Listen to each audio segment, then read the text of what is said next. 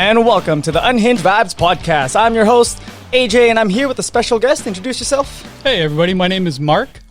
Maybe Coastal? Yeah? Mark Yeah. Coastal? Yeah, Coastal's my nickname, so I we'll like go that. with Okay, I like that. I asked Nelson last time, I'm like, do you go by a nickname? He's like, no. I'm like, okay, cool. Yeah.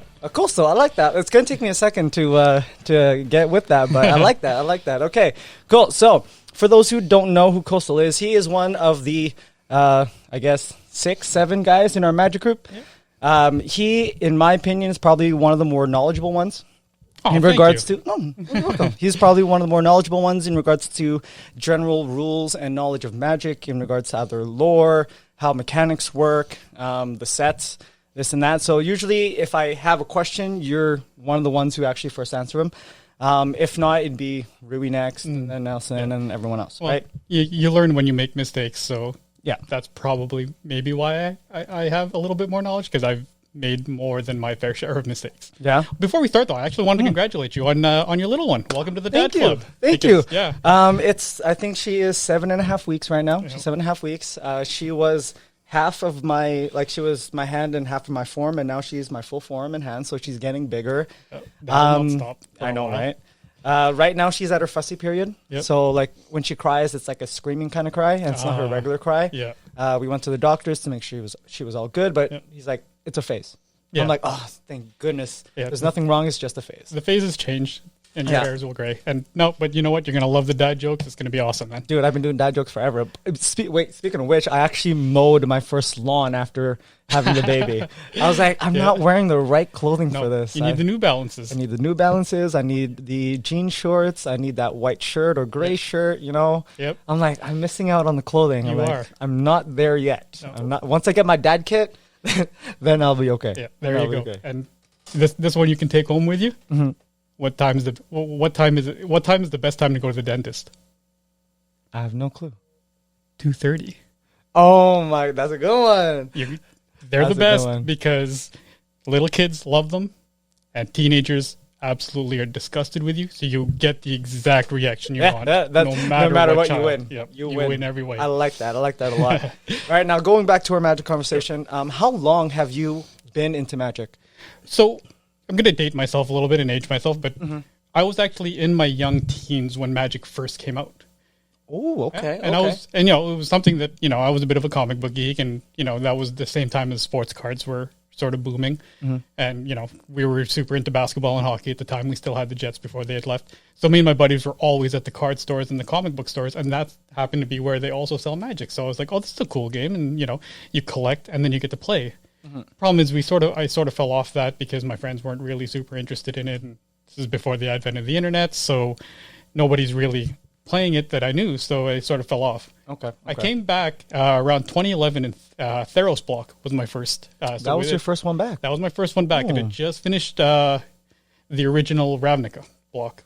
Oh, I remember original Ravnica. That was a good block. I just missed that, and we're going into Theros now, and that's when I first started.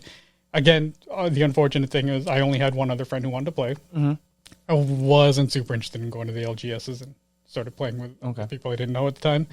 And then, so then interest waned again, and then I found a play group. Buddy asked me if I wanted to play Commander. I'd never heard of it. And I thought, this is the perfect way to play Magic. And now I'm all in, and I was sort of, waning because I had another couple of play groups that sort of were starting to fall off, and then you guys invited me, and now I'm thoroughly, not waist deep, shoulder deep into Commander now. Now, for me, I started off in in Innistrad, the first Innistrad block. Okay. So that's when I started, because I was the supervisor at Toys R Us, and I looked at this, I opened up a box because I was storing the shelves, right? I'm like, what the hell is Magic the Gathering? And I looked at it, I'm like, it's got angels, it's got vampires, and it's got werewolves. I'm like, I'll take a look. So I bought one of the, I believe it was one of the pre-made decks at that time. Do you remember which one? It was the white one. I don't know what it was. Oh, I should know. But I still have I believe I still have the Avacyn. Oh, okay. I still have the Avacyn. And so that essentially was my initial start into Magic. And then I went to Friday Night Magic. I went to LGS's. Okay. Yeah. I did that for maybe around a year or two. I met a lot of awesome people. Yeah. I remember the first Planewalker I ever pulled was, what's that Leonin one? What's his name? Oh, the Ajani? Ajani, yeah. Okay. It was a foil Ajani. Oh. And at that time, it was worth $60. Oh, and then you're hit. You're hooked. And You're in. like we were drafting, right? So Okay. I opened my first pack and I looked at the back and it was a foil Ajani. I'm like, oh, and they're like, dude, that was your first ever pack. You pulled. Yeah. I'm like, yeah. I'm like, do you want the card? I was like, I do want the card. I'm like, I don't really care for the foil. So can I trade it in? So he gave me $40 credit and then the 30 card. cash. Oh, wow. But instead of the 30 cash, he just gave me the regular version of a Johnny. So I got the regular version plus another $40 credit, and I gave him the foil. Perfect. I was like, oh, dude. Done. Perfect. It was you're awesome. You're in. But I also lost that Friday Night Magic draft. So it was horrible. It was absolutely horrible. Because building a deck through drafting alone is one huge different avenue. Yeah. And I had no clue how to do it, right? Yeah. But when I found out about Commander, which is what we play, and I'm glad that we only play Commander because I think, like you said, Commander is perfect in my eyes. Yeah. Right? I like how it's a single copy of every card, so you can't have 4 of the best cards and you can't have multiple, whatever else, right? So we do this Commander Box League, and we play Commander in it. Now, which block did you choose? So I chose Strixhaven. Very nice. Which is, the quote-unquote Harry Potter set. Yes. Right? And the reason I chose that is because I'm a giant Harry Potter fan.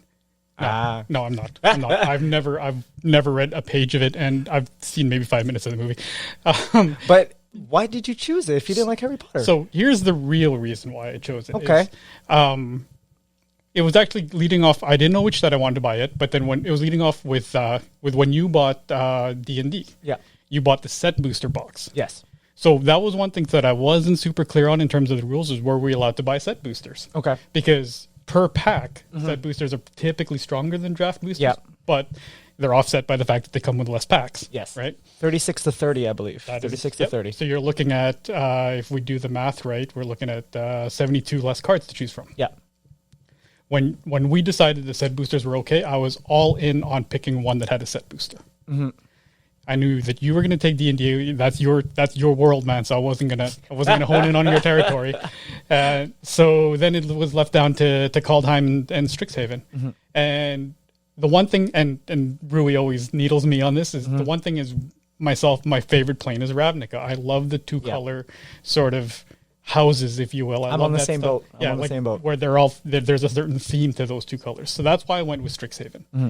Is that they have alternate names that aren't the Ravnica Guild names, but I thought, you know what, maybe I'll enjoy it there. I've never bought a pack of either Kaldheim or Strixhaven, so we'll go with that. Okay. I wanted to make sure that if I'm going to drop $200 on something, which is a lot of money, it's not. That is a lot of money. It's asking a lot of us, for sure. It's essentially it's a small investment. Yeah, it's a small investment. Yeah, absolutely. I wanted to get additional value of it after Commander Box League was done. Yeah. So I wanted to buy something that I would not be upset with buying should this flame out. Yes. So then I went with that, and we ended up going with Strixhaven instead of Kaldheim. So that's how we got there. Now, when you were pulling your packs and you were pulling your cards, I watched you do it live. Yep. Right? I watched you. That was fun.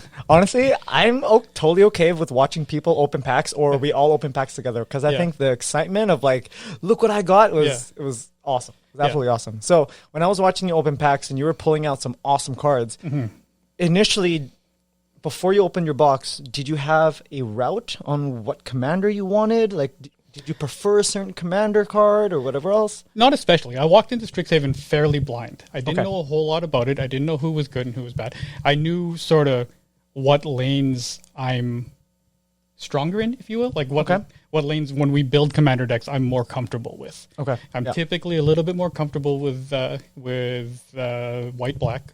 Right? Okay, yes. Or, I mean, as much as, Rui likes to say I'm the blue guy. Yeah. No, I'm a little more comfortable with red, black, sometimes red, black, white. Okay. The Mardu colors. Yep. 2 of my more favorite decks are both Mardu. So that's sort of where I was subconsciously leaning, but I just wanted to make sure that I had something that had, fairly decent synergy, that worked well with the support cards that I was going to get. Because I knew that at the beginning, in a sealed environment, this is going to be the worst deck we have. Yes. So yes. but then also understanding that I'm playing against everybody else's worst deck. Yeah. So it's going to be slower. Let's find something that gives me incremental value as the game goes. Mm-hmm. Now, after you pulled your pack, Yes. or after you pulled your box, were there multiple commanders that you wanted to pick, or did you kind of lean like a solid choice was one? So very early in the box opening, I got Embrose. Yes. Dean of Shadows. I remember that. That was good. That was very good. He's a black-white commander, which is right in my wheelhouse. Mm-hmm. He's very interesting, too, because what he does is he actually gives someone a +1/+1 counter. Mm-hmm. So he almost teaches them. He tutors them. Right? As the dean, he teaches them, makes them stronger, but then sort of hits them as well, because after he gives a +1/+1 counter, he deals 2 damage. Mm-hmm. Now, anytime you have a creature with a +1/+1 counter die, you get to draw a card. So then at that point, when I drew him, I started looking for cards that give +1/+1 counters, creatures with, high power, 1 toughness, because then you can turn that into card draw. Yes. So I was already sort of in black-white, and then I pulled Extus. So yes. Because the funny thing is I was pulling, I was like, man, red, I'm getting a lot of really good red instants and sorceries. I'm getting a lot of really good red removal. Mm-hmm. I don't know if you're familiar with, I've heard of this concept in sealed and limited environments. It's called bread. No. Okay, so bread is sort of the strategy you want to use when you're building within a limited format. Okay. And it stands for bombs, removals, evasion, aggro, and duds, or Drek. Okay. So as I was pulling the packs, I was like, okay, this is a bomb. Okay, here's some removal. I've got good removal in these colors, right? Evasion. So even something like flying. Flying is so hard to deal with when we're playing in our league right now. You need something with either menace, flying, something that evades. I've won 3 games. I think 2 of them was with just a normal flyer because the other guy had nothing to stop it. So I was looking for bombs, removal, evasion, and then aggro is, just a general, good body on a creature. Yeah. So I was already leaning towards, I was like, man, I have my best commanders in black and white, but I'm getting some good red cards. And then when I got Extus, who adds red to that, I was like, okay, well. Done deal. Yeah, this is my commander. That's sick. Yeah. That's absolutely sick. So we played a few games. A few of them were 3 of us, and you played a few one-on-ones as well. Yep. Now, overall, how do you think your commander or your commander box deck kind of performed initially? I enjoyed it. I thought it did well. Okay. I did also pull a lot of really strong support cards. Yeah, you did. With it.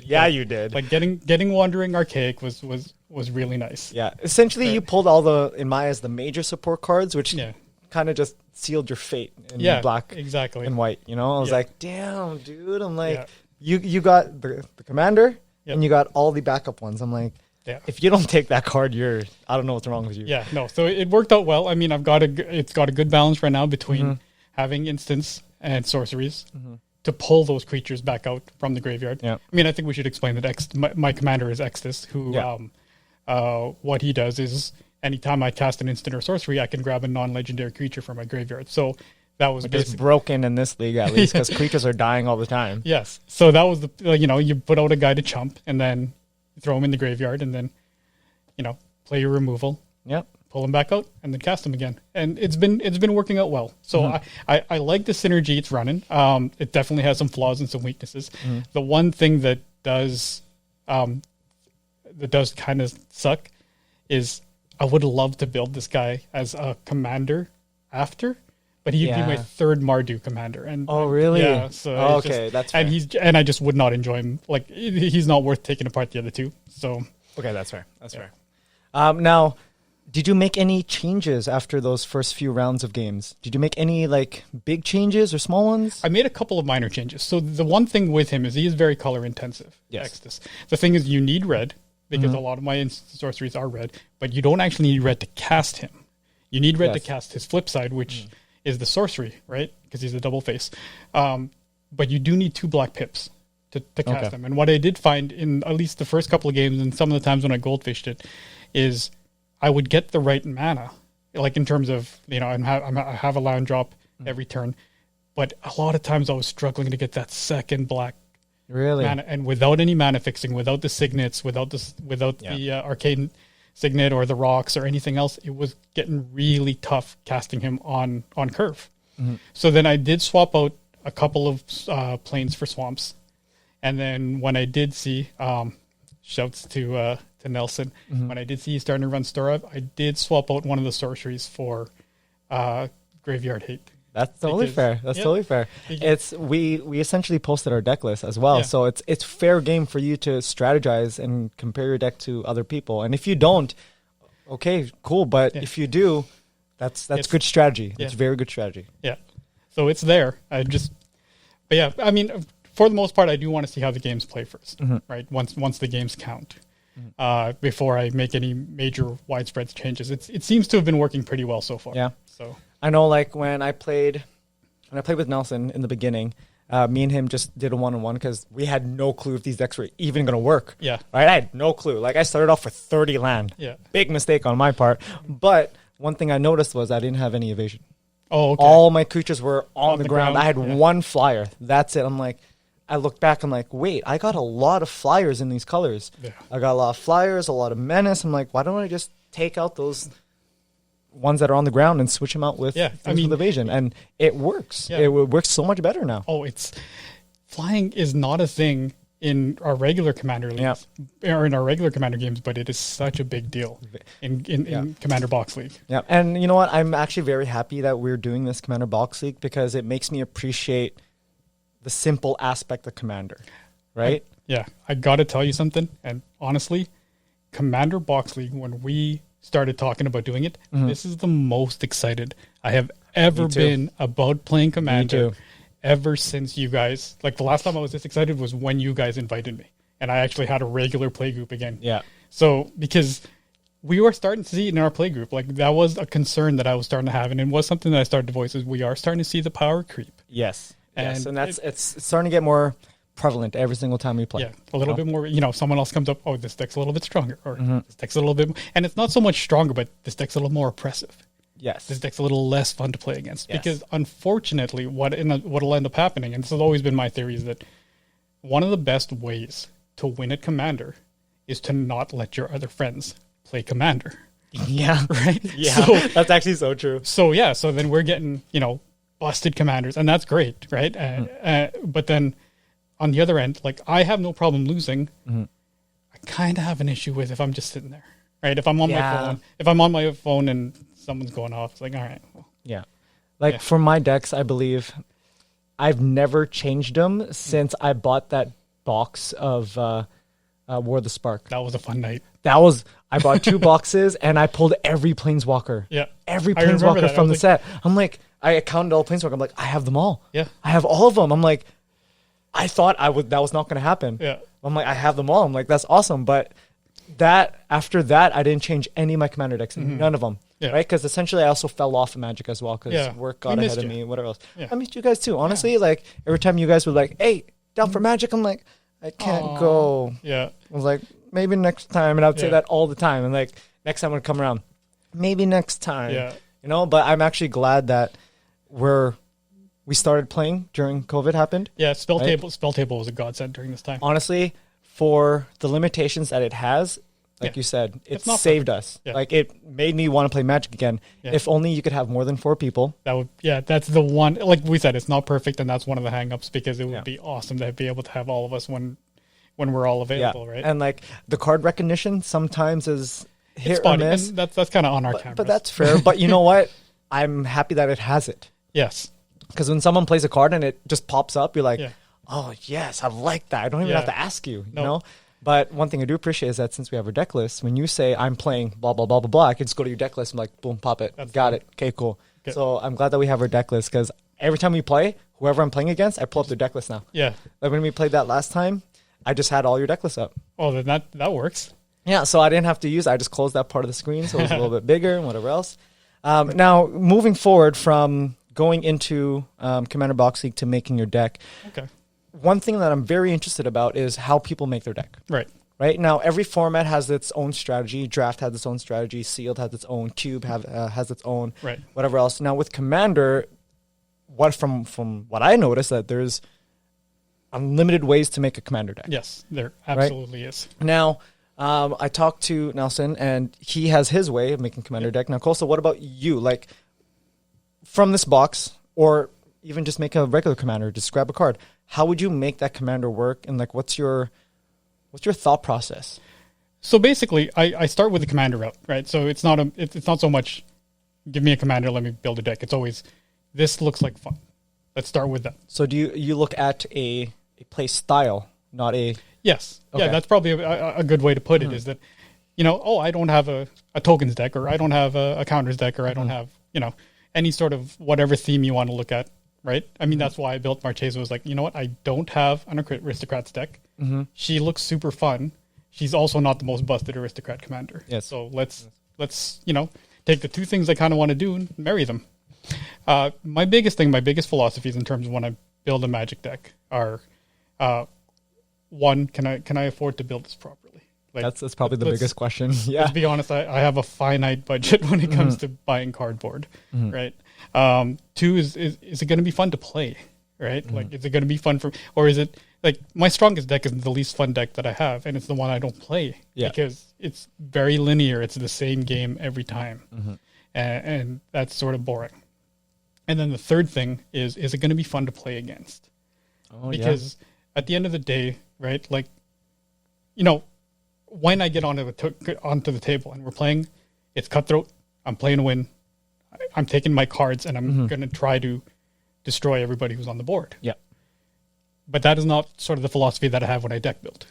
Okay. Yeah, so that's sort of how it balance. That's how I feel like I can balance it out. Oh, okay. Right? I want to make sure that I want to respect everybody else's time, right?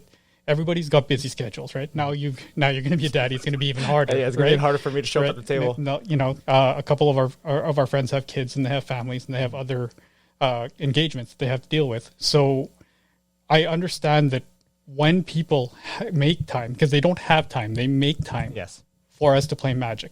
I want to be able to respect that and say, you know what?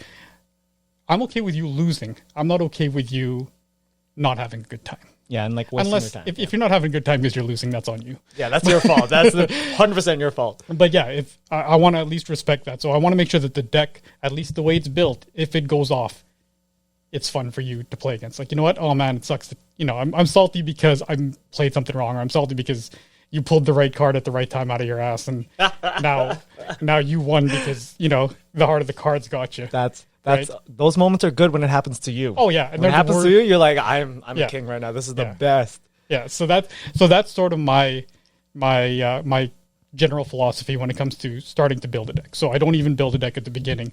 If the commander is a naturally oppressive one, that's a no-go for me. Oh, so you essentially think of the end process first. Yes, like right? when I have this done, is it going to hit those three qualifications? Okay. Yeah. Okay, I like that. Now, have there been any decks that have not hit those qualifications, but you still made the deck anyways? I did. Okay. In a previous play group, I built Tolerant Sky Summoner, who is really? Yep, who is a commander that anytime you cast an instant or sorcery, you get a bird, a 2/2 flying bird. So basically, Very good card. I went on to Scryfall and I went on to EDH Rec and I basically typed counter spells. And there was 26 counter spells in that deck. So basically, it was a permission deck. So it was everybody was like, I'm going to play this. I already hate you already. Does it resolve? Right? And I remember one time I slapped Counterspell on Isochron Scepter, and then a guy tried to counter it, and then I countered that with a different counterspell, and then another person tried to counter it, and I countered that with another counterspell, and the table looked absolutely miserable. And I thought, it might be time to put this one away. Yeah, it might be time to put this to bed because, it was. One guy looked like he was like ready to jump across the table and punch me because I pretty much saved it for his commander. Anytime he's like, "Oh, I'm going to try to cast Marin," no. Man. And he looked like it was his house too, so he knows where the knives are. And I just wanted to be really careful about, maybe I should let you cast it this time, right? Because you look like you're really close to the edge. Give and take. It's about the give and take. Yeah, exactly. So no, but I have done that, and that's sort of why I have been both on the giving end and on the receiving end of unfun decks. So that's always why I want to respect sort of that process. Let's have fun first. Because this is, it was funny, a buddy of mine had asked me, this is a really geeky thing for an adult man who's got a kid to be doing. why do you play Magic? And I basically said, like, look, man, this is my poker night. Yeah. And he goes, and I explained it to him because he has a poker night, and that's essentially why I hammered him in the face with it, right? Yep. You know, there was a big FU, like, yeah, poker's not much better, right? Yeah. So I said, yeah, it's a way to give us a chance to get together with friends, do a little shit talking. Oh, a little. And at the end of the day, it's ultimately low stakes, right? Yeah. Except the only thing is that our money, we always lose, and we lose it to Fusion, or we lose it to Galaxy. Yeah, we lose it to an LGS. We lose it to Play and Trade. Right? So, or certain cards you get, they just get better and better. Yeah. Right? Yeah. Well, yeah, like that. My Queen Marchesa deck, I paid, I think, around $215 for the deck. Okay. When, at least for the pieces that I was missing. Yeah. When I built it in early 2019. It is worth $1,150. Oh my gosh. It is stupid what has happened. Oh my gosh. gosh. It's stupid what has happened to Commander in the last year and a half. Okay, when I put my cards into whatever program that we used. Architect? Architect. Yep. I didn't realize that I had like 4 or 5 Commander decks over $550. It's nuts. And I put in like maybe $120 into each of them. I'm like, Yeah. are you kidding? If I sold all these cards Yeah. for their actual like retail price, which of course it won't. We won't get that, but yeah. They're each over $500, $600. I'm like, It's insane. damn. Yeah. Right? I'm like, yeah, it's a small investment. It could pay off in the long run if you want to retire or if you just want to sell off your cards, whatever else, right? But like, yeah, it's good to know. better than poker, more investment than poker. There's at least an exit strategy, right? If you decide that this isn't for you anymore. Oh man, that is absolutely awesome. That's so cool. Now, I don't think I've asked you this, but why do you like to play Magic? Okay, Like, so, what about it do you like hang on to? Okay, so there you go, and this is why I think maybe we should preface that. Mm-hmm. I don't mind playing Magic. Mm-hmm. I love playing Commander, and that is exactly why. And that was the not allegory. What's the word I'm looking for? Not the simile. Anyway, Okay. right? Yeah, that was the comparison that I wanted to make. Is it's like my poker night, right? We get together, right? To have a couple of drinks if that's somebody's flavor. Sling some spells, right? It's low stakes competitive, and it's just a lot of fun, right? And yeah, you get to be casting spells. You tap land, right? You're allowed to let your imagination run wild a bit. And the comparison I made with the poker buddy was, imagine if you had a poker night, but everybody brought their own decks, and you can put whatever cards you want in it, but everybody's cards can change the rules of the game. So you can put 52 aces of diamonds in your deck, and then if somebody has a card that says 5 of a kinds are the worst hand in the game, you're kind of boned, right? Yeah. And that's what I like about this is it's got that modular sort of aspect to it. I like to put a little bit of personality into each of the decks, right? So that was it. And that was the thing is I like to be a little bit of an a-hole, but I don't want to be a complete one, which is why I had to put away the Talrand deck. But here's the thing. When you're an a-hole, there's logic. There's a reason why you're an a-hole. It's not just right out of the blue you're an a-hole. Like, no, there's a little bit of a wink and a nudge. It's been creeping up, you should have seen it 2 turns ago. If you didn't, your fault. Yep. You saw my commander. You have the option to change this. You had the option to do something about it. Yep. You didn't. Sorry, you always ask people, I'm like, does it resolve? Yep. Like, you always ask for permission, essentially, and I respect that about you, because me, I'm like, I'm playing this and this and this and this, and y'all effed. I'm like, I wouldn't give anybody a chance. Yeah. Oh, that's awesome. Is there... Now, when it comes to Magic, I know you said you came in after Theros, right? Or came in after Theros. Yep. When you first started, though, did you start on the first set? Of Commander? Of Magic. Oh, yeah, no, Did you start on the very first set? I don't like talking about that, but yeah, me and my buddies, I now, again, long time ago, so I'm kind of dating myself, and I don't quite remember. I do know that they had sets of Magic available. Mm-hmm. Now, I don't know if they're alpha, and I don't know if they're beta. Oh, okay. I was like, man, if you pulled a Lotus? I 100% pulled packs. I don't even want to entertain the idea of that I pulled a very expensive card and not know it? A Lotus or a dual land or anything, because the other part of it is that I did have a collection at the time, and I had a younger cousin Oh, Yeah. no. I know where this is going. You know where this is going. Oh, no. And yeah, I was sort of kind of out on it at that point. I didn't have anyone to play with. He was super enthusiastic. Their family's been very good to our family. So I thought, you know what? You like Magic? Boom. Dang. Here's my entire collection of Magic for you. Have fun, kiddo. Here's your retirement fund. Yeah, well, exactly. And you know what? The other thing, too, is it's probably better because, remember, I'm 14. I'm not the smartest kid in the world at that point. I probably would have traded the Lotus for, like, a dragon. I probably would have traded the dual lands for, a foil of some sort. Or a 3/3 for 2, which is, like, stupid bad now, right? So yes, that's vanilla cards now are bad. Yeah, vanilla cards now are bad. I was like, oh, that bear looks super cool. I'll trade you my flower artifact that taps for 3. Like, oops, I just gave you.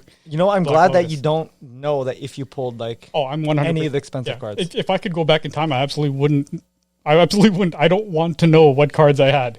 I'm good knowing, I just assumed every card I had was a bad one, that I had the worst luck pulling packs. Oh, man. Can you believe that? Like, let's say you open up a pack of alpha and, you're like, okay, you pulled a bunch of packs and blah, blah, blah. You have, 3 Lotuses, and you're like, these cards are these cards are shit. I don't like these. Yep. And then now it's your toss house. them away, and next thing you know, 20 years down the line, you're like, oh, my God, I could have bought a car. I could have bought a house. I could have bought so much stuff with those 3 cards alone. Yep. Oh, man, that is crazy. Yep, that's why I'm good. I'm good not knowing. Oh, dude. Okay. Another question. Now, we talked about the sets and whatever else and when you came back, and you said your favorite set or block was Ravnica, or at least favorite theme or world was Ravnica, right? I love the world, and I love the theme of Ravnica. That is not unique within the Magic atmosphere. It is probably one of, if not the most popular plane out there. It's really cool. I love the idea of the guilds and the idea of it being like a large city, and each color combination represents sort of a district, not just the district, but a living part of that city. Yes, right. Yes, it has its own identity. It's part of a whole. Yeah, the Azorius are government, right? They rule, but they've also got the weakness of being of having a lot of red tape, and so I really like that aspect. Now, when it comes to Ravnica, which kind of guild would you more lean to? Like, do you you have a set one, or are you like, I'm kind of in this one, but my foot's in this one as well? Are you asking for in terms of how I would build a commander deck, or in terms of my personality? In terms of personality, if you were there and there was a board 1 to 10, you had to pick a guild. Which one would you pick and why? So here's what I think. I like to think that I'm Dimir. Because they're it's a lot of espionage. It's very sneaky. It's a lot of subterfuge. Okay. Let's be honest. I'm probably closer to Boros, which is Dimir but boring.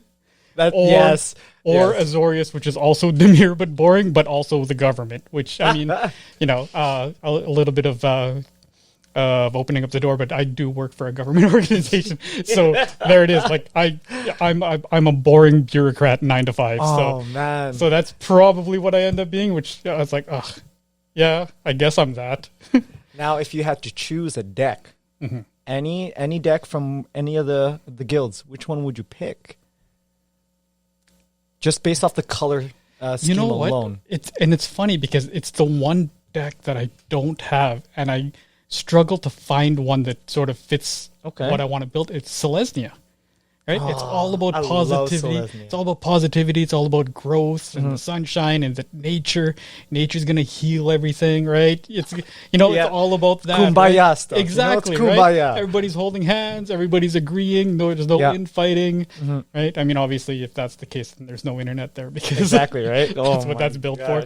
But yeah, so I love the discord of Selesnya in terms of trying to build that positivity. Now, maybe that says something about my personality that I don't have a Selesnya deck, that I'm maybe that cynical. But honestly, I would challenge you to make a budget Selesnya Kumbaya deck. I would love to see one. Oh, you know what? I might take you up on that. I would love to see one. I might take you up on that. Oh man, for me, if I had the choice, it would be Izzet at the top.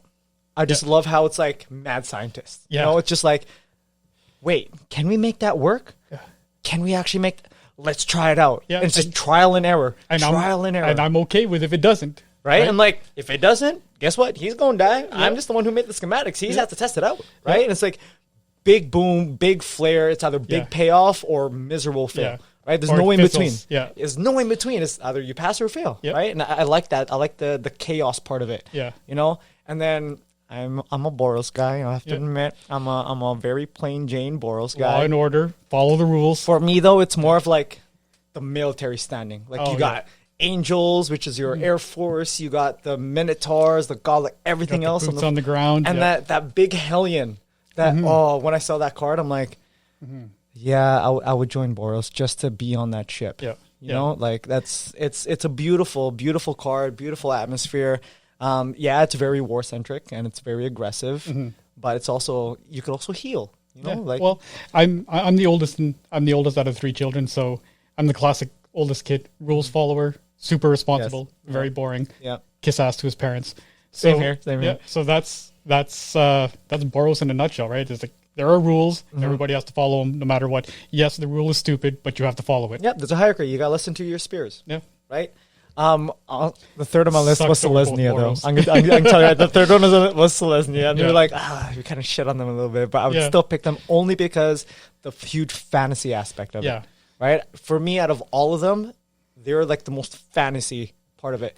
They got the centaurs, they got the druids, the dryads, the elephants, everything, right? And like there are cards where when they go to war, it's a beautiful scene when you see them all decked out in armor and just charging with the centaurs in front. I'm like, I could get used to that too. It's like the Riders of Rohan. Exactly. Or even though people shit on it, the Narnia movie, the first one. It was shit, but the action scene of them charging, I was like, this is a ripoff of the Two Towers, but you know what? It's fantasy. I like it. It's cool. You know, it's wicked sweet. I'm like, for me, it's like, I just think of those big action sets, you know, like those action pieces. I'm like, if they fight somebody, like I feel bad for the other group. Maybe unrelated, but almost the same sort of feel as like when you see the martial arts movies and you see the guy who sits there and does nothing for most of it. And then all of a sudden, you know, he gets up, dusts himself off. Oh, you know what's going down. That's how the way Selesnya is. It doesn't fit, but you know, it'll work. It's cool. I like it. I do like the fact that for their theme too, they have that huge tree. Right? It's essentially their home base. And I think that's cool. Also, I would love to see it burn. I would love to see it burn just to have like a whole World of Warcraft thing. I'm a big World of Warcraft guy. I've been a night elf for 15 years. And maybe that's why. I'm a dwarf. I've been a dwarf for the longest time. Teldrassil, that hit me hard, man. It caught me in my chest. I'm going to be honest with you. I never actually experienced it. Oh, man. I've heard story. I've seen the trailer. I've seen the cinema. I've never actually experienced it in game. That was my main is older than my son, and my son's in high school. You tell me. I still remember, you know, wandering around that area. So, oh man, that's absolutely wild. That's absolutely wild. Okay, so let's bring it on back. Let's bring it on back here to Magic now. Let's go to the group. Let's go to the group. Now, you've seen. Have you seen all the decks? I have seen all the decks. Yeah. Okay. What is your opinion in regards to like the other players' decks? Like, which deck surprised you the most when you played up against it? Did a deck kind of stand out and be like, wow, I'm actually very impressed with how the cards essentially blended together and how it played, even if it's just one match or multiple? Like, was there one that kind of stood out to you as like, this was a very surprising deck and I like it? Okay, so let me preface this by saying I have not played Rui and I have not played Carlo. So I can't really say a whole lot about either one of their decks. What I will say is that Carlo's playing a commander that can be built, right? Oh, man. That is a commander that is a powerful commander. Oh, I didn't even know what he's playing. I'm like, when you hear that, I'm like, and plus his skill and ability, I'm like, oh, man. So we'll see what it looks like in a limited environment. That's the one thing that's sort of the question, right? Rui's playing a deck that is going to infinitely draw hate because nobody likes having. It's also just Rui. Yeah, and also Rui. It's also just Rui. He has no concern for anybody else's assault levels. So, so with that caveat, the only ones that I've played, I'm going to tell you one thing. The one person who I think we might be sleeping on a little too much is Evan. I agree with you. Because Gallia, like, here's the thing: is every one of us has a commander that is one that would be built, right? Yep. Like that could be reasonably done as a commander deck. His maybe not so much. So I think that is where the game of Commander is going to come into a place where, we're sleeping on him, and all of a sudden he's got 7 Satyrs on the board, and they're all +1/+1. He's pumping, he's drawing. The one thing is that I noticed when my deck sort of flames out, it's because I don't have any cards in hand. I'm having issue with card draw. He's got card draw on his stick in his command zone. That's true. So he's already covered up sort of one of the weaknesses that we think we're going to see, at least at the beginning. Okay. So I think his deck is going to surprise. Yeah. I think that it's a deck we can't sleep on. We know what Feather's going to do. Feather is only going to get stronger as we evolve, as we get more packs and he has more access to quicker instants and sorceries. Yeah. It's definitely one of those, you let Feather stay on the board too long. You have a hard time. He's going to run away with the game. Yep. You're going to have a hard time. Yep. I love your Minsk deck, man. Honestly, like when I have my 2, I believe you pronounce it Crindle, right? Crindle? I believe it's Crindle. Crindle and Minsk. I chose Minsk because I was like, wait, when I summon him and I cast him, I get to make a hamster, and I can kill people with the hamster. That's the part that's fun, right? I'm like, after that, I'm like, okay, I'm killing people with a hamster. How can I bump up my hamster? How can I make him huge and just kill people with the rolling hamster? That's only the reason why I made him. I'm like, I'm going to kill people with a hamster. I've never done it before. I'll look at the board and it's like, I got 9 life left. He's got 10 open mana. I've got no creatures on the board. I'm going to die to a hamster right now. And honestly, a hamster named Boo. That's the best part of like, you're eating your own salt because you let yourself open. 100%. That's one of those, that I cannot wait for that low stakes level of salt where someone's like, I can't believe he just killed me with a hamster. I'm like, I can't believe I got to this point. Yeah. Yeah. My commander's the god, an unstoppable god. And you got slapped with a hamster. And I died to a hamster. Are you kidding me? Oh, man. Like, honestly, that was my main thought process. I'm like, okay, so wait, I have this. I even have the token of Boo. I'm like, I'm making it. Done.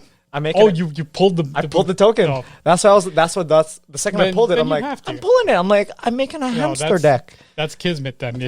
I didn't look at any other mechanic. I didn't care about what it was. I just made sure I had the proper amount of cards, or what I thought the proper amount of cards was. Right? And then I started playing with it. That's the world telling you have to build that deck. Yeah, exactly. Now, my other one, the Crindle one, I was like, how can I be an asshole, but also not be an asshole? Yeah. Because you want to be enough of an asshole that one person gets mad at you after they're dead. You don't want to be so much of an asshole that you've got 3 alive people mad at you. Now, with that deck, how I saw it was, this is death by 1,000 cuts. I hit you for 1. Yeah. You mill 1, I gain 1 life, and I scry 1. Yeah. That in my eyes, that's a little cut. That's the value train. That's it, and I can make him unblockable. So I'm just gonna, with that deck, I know I'm not gonna win. I know I'm not gonna win. But if I could have someone mill a card that was very important to them, I affect the board state. And how I like to make my decks is, I have a theme in mind, and I want to make sure I can do that theme in the game. It doesn't matter if I win or if I lose. If I have a commander and there's a, like with my Goblin, Crinkle, all I want to do is make sure I play Crinkle and do the Goblin thing once. I don't care if I win or if I lose. Half the time I win, half the time I lose. As long as I get to do what I wanted to do, cool. Winning's just the cherry on top. Right? With him, I'm like, how many times can I make him unblockable and just like give people so many tiny paper cuts until they get annoyed, and then they have to come after me. Yeah, exactly. Right? I'm like, I think this is that deck is a poke deck. Definitely a poke deck, because there's nothing else in the deck that can make me win. Nothing else. Yeah. I mean, I think as it evolves and you want to make that stronger, there are definitely ways to pump that guy up, and an unblockable commander is always a tough thing to look at, right? So, there's definitely ways. I'm glad that you're not going that direction. I know, right? Selfishly, but I know, right? but I will say, the Minsk deck is a favorite of mine. I do. I'm gonna be honest with you, man. With that deck and that set, in my eyes, they ruined a bunch of cards with activate only as sorcery. I like that. With that pump up thing, I'm like, do you got blockers? Boom, I pump it up. That's why. Because the reason I like that is because if you can do it at instant speed, Minsk becomes target 1. Okay, that's fair. And at sorcery, That's fair. it's not, right? Like at sorcery, it's sort of like, it's just a hamster. I have to announce it. And then you this announce it, that. and it's like, oh, I've got nothing. I got nothing. Yeah. So that's sort of why I like it. I do. I think instant speed is really strong. So Yeah. Switching- Especially with this format, Yeah. instant speed is very powerful. Yeah. Right? I wanted to have Xanathar. Yeah, I so wanted happy. to have Xanathar. I'm so happy. I bought Xanathar after the fact, Yeah. right? Because I wanted to try Xanathar in replacement to Krindle just to see, like, if I pulled him, Okay. could I actually make it work? Let me ask you a question Right? then. Yeah, go ahead. About Dude, ask me any question you want, man. Go ahead. I've been asking you all the questions. About Xanathar. Yes. Did you want to build Xanathar? Because I know you were super excited. You bought the box. I'm like, Yeah. oh man, if I get Xanathar, you guys are going down. And then you even bought it Yeah. to build afterwards outside of our Commander Box League. Do you like Xanathar because of what the card represents, or is Xanathar sort of a legendary creature in D&D? Admittedly, I don't know a whole lot about D&D. Yep. Did you want to build Xanathar because of your D&D side or because of your Commander side? So now, for me, it's both.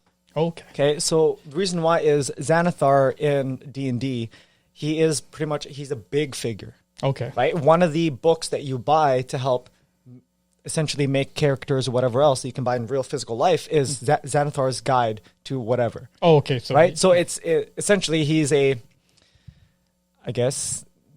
he's very knowledgeable with these things, right? So that's one of the reasons, because the Xanathar's Guide to Everything was one of the books I bought after I bought the Player's Handbook, the Dungeon Guide, and the Right. Monster Manual. Quick aside, is there a magic equivalent to Xanathar?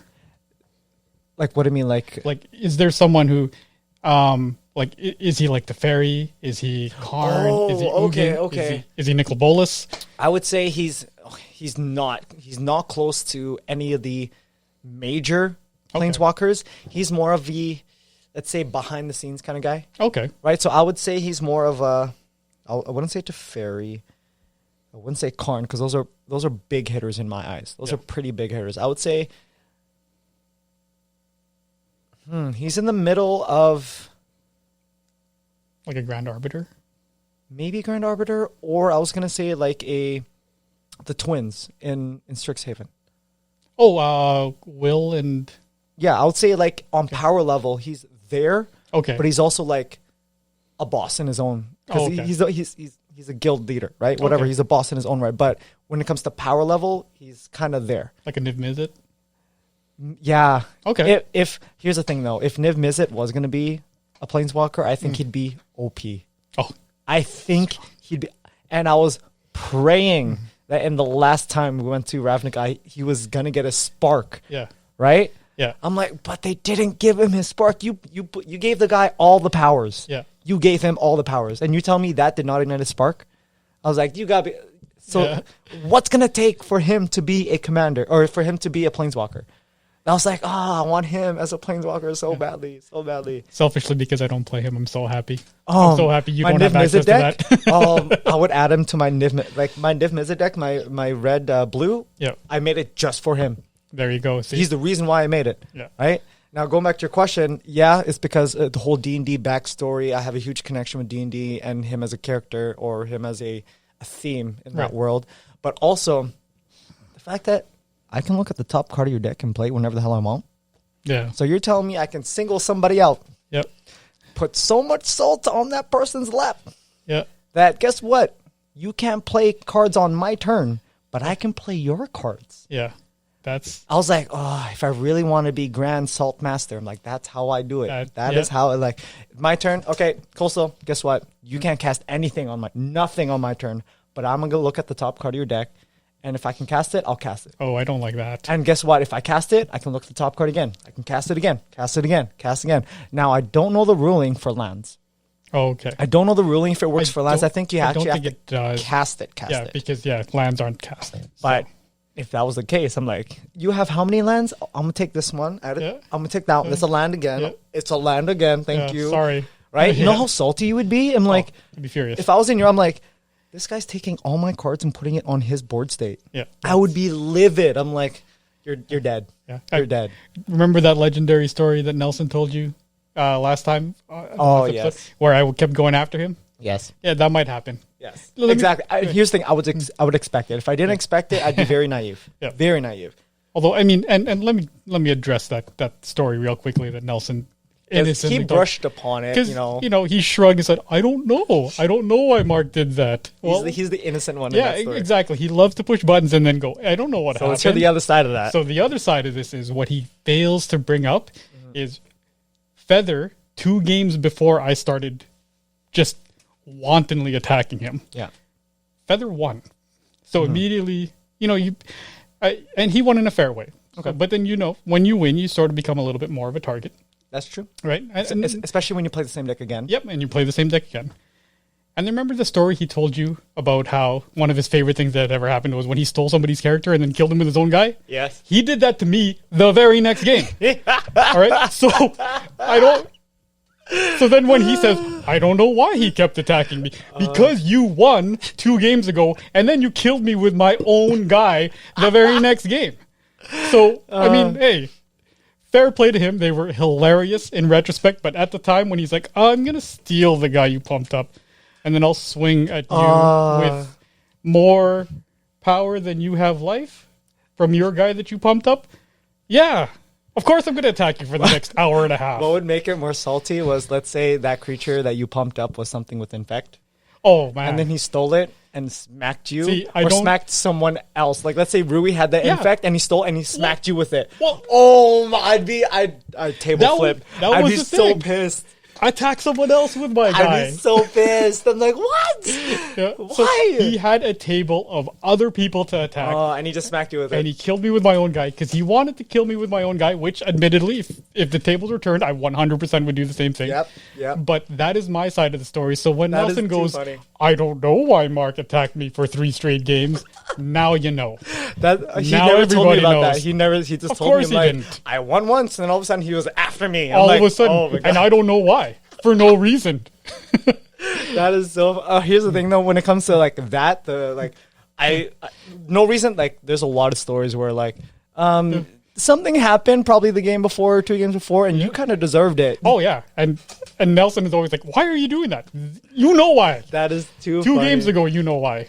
Oh my gosh, that is too funny. I remember one of the games. I think I was playing my Dragon deck. Right. Okay, and it was popping off. I got all these dragons. Yeah. I got tokens coming off of some other like mechanics, blah, blah, blah. And I had like 20, 30 dragons. Yeah. And everybody else was like very low life. Very low life. I think this might have been before you came. Or maybe you were there. I don't know. But I think somebody stole all my dragons and killed everybody with... I'm like... You gotta be kidding me. I have 40 life and he killed me with all my dragons plus the 3 other people at the table. I'm like, this is bull. Yeah. I was gonna win next turn too. I was like, Yeah. this is crazy. I was going to win next too. That next turn. That's Rui's famous last words. No. The best lines are, you're dead next turn. And then they die. Oh, that was legendary. That is legendary when that happens. Like, Evan says that a lot. Evan says that. Nelson says that. I've said it a few times and then I've died. I'm like, what Yeah. the fuck did I say? That's why I bite my tongue, because I know if I'm like, I got to win in hand, I'm like, I got to shut up.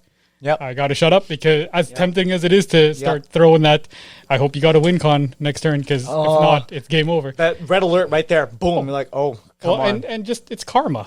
Oh, It's karma instant. to ask for that. And yeah, I remember that was one of the Spelltail games.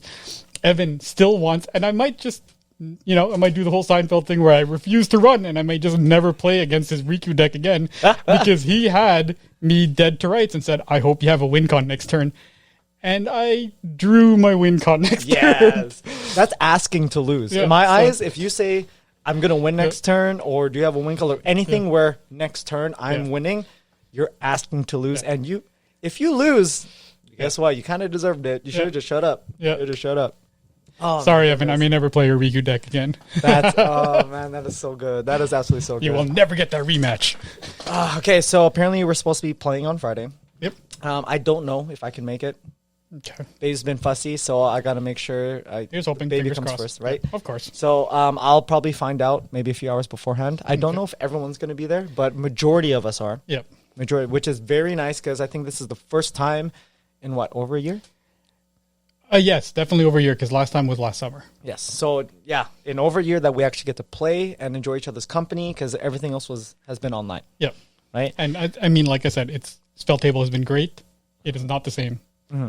You asked me before, what is my favorite part of Magic the Gathering? It's the Gathering. That's corny as it is. That's the best part of it. That's my favorite part of it. It's literally the best I can't wait to get on the same table as you guys. It's also it's easier to read the board, yes, and also read the people. Yes. Right? Because like if I play something and I hit you with it, but you're salty and I can't see your face that you're salty, it's less enjoyment. Yes. You know, like you want that. I'm gonna be honest. You want that enjoyment. You want you want to feel the impact of every attack you make or every counter you do or you getting hit, and like you want to feel that impact and the importance of your moves. And sometimes online, you lose that magic. You lose the magic part online. Yeah. Right. But even though you still gather, you lose the magic part. You miss that part, like when when Nelson gets quiet and goes, "Oh, okay, I got nothing." It's like that instant.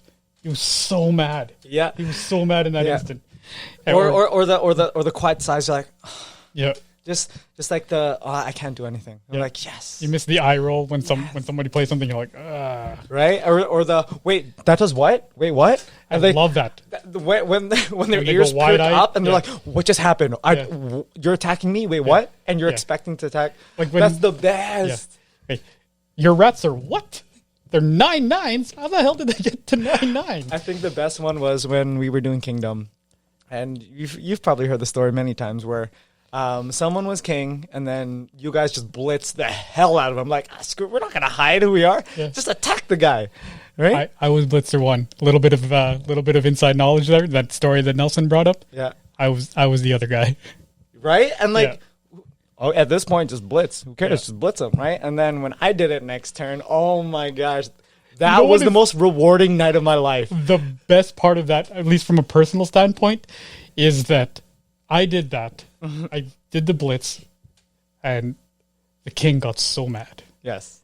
But I had to go after that game. Uh-huh. So I actually left Ruiz.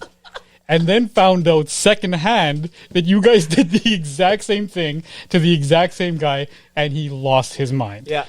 Yeah. It was so funny. And just hearing that story after, oh man, I was so happy to hear that. But here's the thing though, like there was a strategy to it. I didn't hit the guy to hit the guy. Yeah.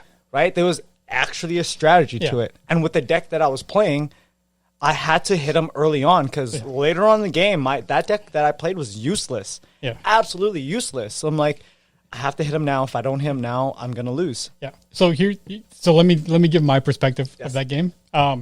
What had happened was, I knew that I had to kill the king. I was what are they called? The assassins? Not the assassin, but the other one, the ones who have to kill him. Bandits. The bandits. Yes. So I was a bandit. And the only other person who was building, like I had a fairly good board state. The king at the time did not. Yep. And which is fair. Yeah, he was rebuilding, right? Which, as the king with 50 life, you want to be able to put up those walls. So he was starting to slowly do that, but he hadn't gotten there yet. And the thing was, there was another person whose board state was really strong. Yeah. And I thought, okay, the turn before he got blown out. If he's the knight, at that time we didn't know who the knight was. Yes. It ended up being you, and you ended up being mana screwed. Yeah. But at the time, I thought to myself, if I'm the knight, or if he's the knight and he recovers, it's game over. I gotta attack now. Yeah. So that's why we did what we did. Yeah. Well, that's why I did what I did, and I sort of alpha struck the king. Yeah. Which then in turn had other people striking. Yeah. And it made Nelson have to do the same thing, and it did reveal that the guy with the strong board state was not the knight. Yep. Right. So honestly, how you played that round was brilliant in my eyes. Absolutely no, it was brilliant because, like you said, this is either you find out a lot from your one attack. Mm-hmm. You found out almost the whole board state, except for the fact that I might have been the knight or the queen. Yeah, right. And either or, if I was the queen, I would attack them anyways. Yeah, exactly. Exactly. So I knew that he wasn't the knight, and I knew that Nelson was the other bandit. That we found out right away. Yeah. So that sort of helped me understand the board state a little bit better. Yeah. And it's moves like that yes, even though you get salty because it happens to you, you also need to respect the fact that was a brilliant plan, dude. Yeah. And you know what? That was brilliant. It's okay to be salty at that moment because there's times when it's like, man, like when Nelson stole my character, I'm like, man, Nelson, man, this guy, you suck, man. But 20 minutes later, after the salt has, has been absorbed and washed away, it's been explained, and what else you're like.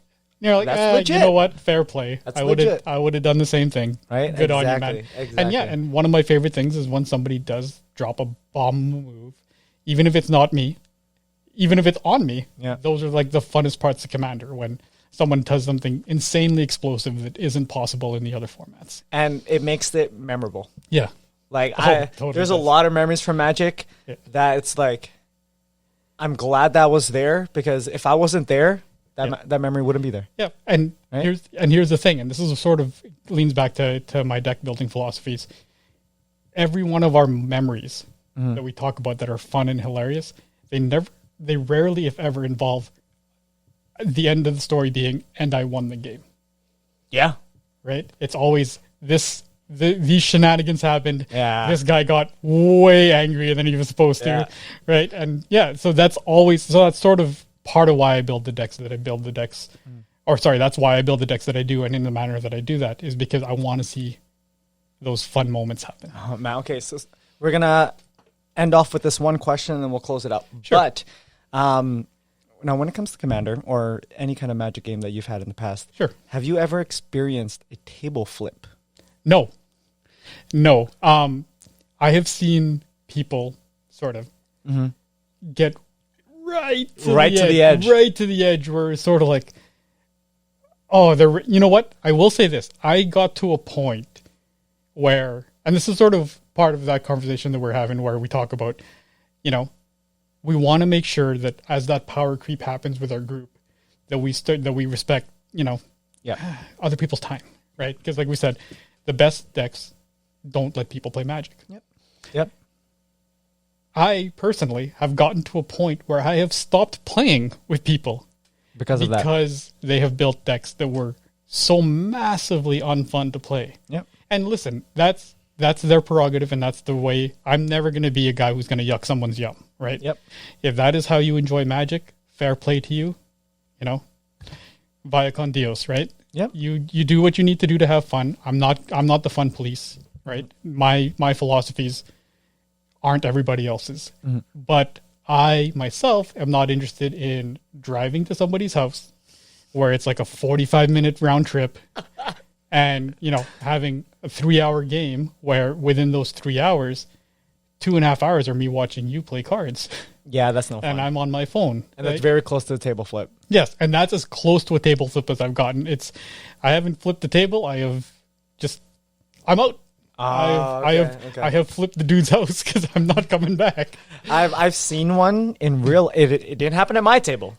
Wow, it happened at a draft night, at a Friday night Magic night. Oh man, that is hilarious. Yes. Now I don't know what exactly happened, but I believe this guy had full life. Yeah. He had full 20 life, and one of the guys pulled really lucky, and he got essentially a huge combo out where he just steamrolled with like 2-3 creatures with trample and like huge pump ups. Yeah. And like this guy was winning to like 2-1, and he had to win 3 in order to win your match. Right. Right. And like this guy came from 0 and he won 3 back to back. And this guy was like, boom. I'm like, oh, no way. That is hilarious. And everyone's just like, dude, what the hell? Yeah. He's like, but after he's like, oh shit. Like he felt so bad after. It wasn't a continued rage. So it wasn't like a full like rage out, but like he understood, like it was just gut reaction to flip the table. When he kind of came back to himself. He realized, I'm like, dude. I just did the meme thing. Like he I felt never so thought, bad, but it was the best because all you heard, it was behind me. All you heard was boom. It was like, wow. I looked over. The guy's like this. That is so good. So I've experienced one table flip. Do you think maybe with this league we would see a table flip? Not with Commander Box League. I don't think with Commander Box League. Just simply because our decks are so underpowered, right? Would you be surprised if you saw one? Yeah, I would be. With our group, I think that our group, I'd like to, none of us are kids. I'd like to hope that we have a general baseline level of maturity. Yeah, we're going to get salty and we're going to get angry. And I have gotten pissed at somebody, most of the time it's like when when I set them up and they misplay, like if I alley-oop someone and then you... Like how I alley-ooped you when we last played? I'm like, yo, Mark, Evan's like nearly down to 2. I'm like, this is all you, alley-oop. And you're like, I'm going to just kill you. I'm like, oh. Quick question. Who won that game? You did. Aha. So it wasn't I know, but still, like for me, I'm like, in my eyes, that was the alley-oop. I was like, you know what? Right? I purposely made sure that I attacked. Remember, you didn't die on my turn. I know. I set it up so that not only did Evan knock you out, but he had to spend all of his creatures to do it. So like, I'm not saying you did it wrong. I'm saying I gave you the alley-oop. Yeah. You grabbed that ball and you dunked on me, dude. And then you teabagged me like you do in COD. I'm like, oh shit. This guy. I was like, oh no, you didn't dunk on me. You alley-ooped Evan and he dunked on me, and then you dunked on Evan. I'm like, oh, I'm like, that was honestly though, I'm gonna remember that like as a good memory. Okay, right? Not like as a threat. Like I thought you were like, I'll remember that. No, like I'm gonna remember that like how we remember our best moments. I'm like, that was a very sly and that was a 1,000 IQ moment for you. Like I'm like, I gotta give him props. That was very smart. I was like, why? You're not what? I'm like, he's at 1 or 2 health. Yeah. And I'm like, I was at like what? Like in the 20s? You were 28 and he had 14. That's why I asked him. He had 14. Okay, there we go. He had 14 power on the board. You were tapped out. He had 28, so I hit you for 14. Right? I was like, you did what? And then you just killed him. I'm like, okay. I respect it. But if Evan would have killed you, I'm like, that's what you get. That's what I get. Yeah. That's what you get. That's no, you had the 1,000 IQ moment, and I was like, oh my gosh. For me, I was like, oh no, we're good. No table flip. That was legit. That was legit play.